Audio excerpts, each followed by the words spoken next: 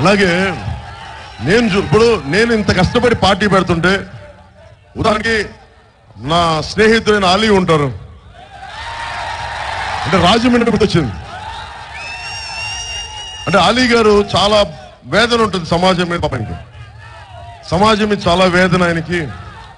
Brother నాకు ఏదైనా చేయాలంటే సంతోషం కలిపి చేద్దానండి అంటే ఆయన వచ్చి, ఆయన కమల్ అనే వాళ్ళ బ్రదర్, ఆయన సొంత తమ్ముడు మామగారు అనుకుంటా, కయ్యూమ్ అని వాళ్ళ బ్రదర్ ఉంటాడు, వాళ్ళ బ్రదర్ని నా పరిచయం చేశారు కమల్ అని.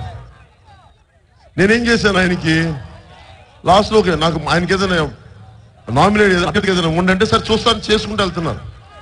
ఈ లోపల అలీ గారికి మరి ఏం మనసు మారిందో తెలీదు, సడన్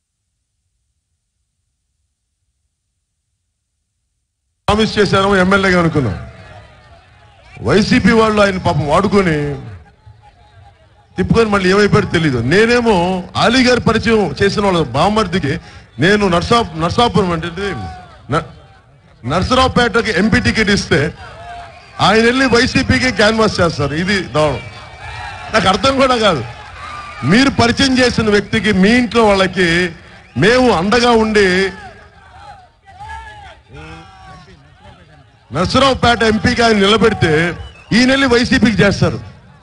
నాకు అర్థం కాల, మీరు ఎందుకు నీ డ్రామాలు నాకు అర్థం. అంటే నా భయాలు ఏంటంటే పవన్ కళ్యాణ్ గెలవడు, అందుకే ఎందుకు అనవసరం, జగన్మోహన్ రెడ్డి గెలుస్తాడు. అంతేనా స్నేహం, అంతేనా ఫ్రెండ్షిప్. అంటే నేను ఎందుకు ఎవరిని నమ్మను, మీకు అర్థమైందా? మిమ్మల్ని ఎందుకు నమ్ముతానంటే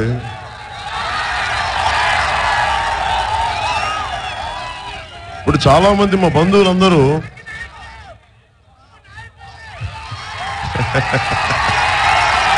మీ ప్రేమ, వాళ్ళే రాజకీయ నాయకులు, నేను నాయకుడిని కూడా మీలో ఒకడిని అంతే.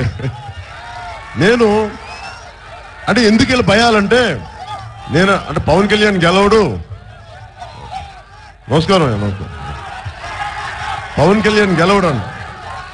ఒకటి గెలుపు ఎలా తెలుస్తుంది? వాడు గెలిచాడు, వాడు గెలుస్తాడని తెలియదు కదా. పవన్ కళ్యాణ్ అనే వ్యక్తి 1996లో అక్కడ అమ్మాయి ఇక్కడ అబ్బాయి సినిమా స్టార్ట్ చేసినప్పుడు ఒక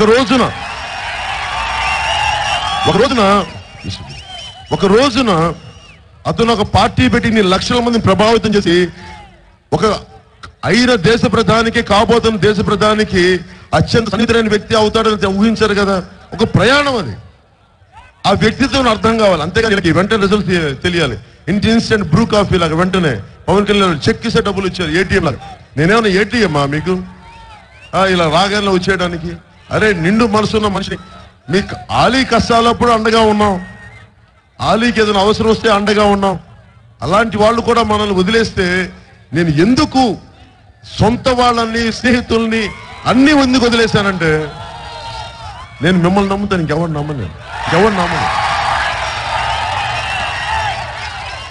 నాకు చిన్నప్పటి నుంచి సమాజం హితువు కోరుకున్నామని, మీకోసమే పుట్టాను అనుకుంటాను, మీకోసమే బతుకుతాను, మీకోసం చచ్చిపోతాను, నాకు వేరే పని లేదు.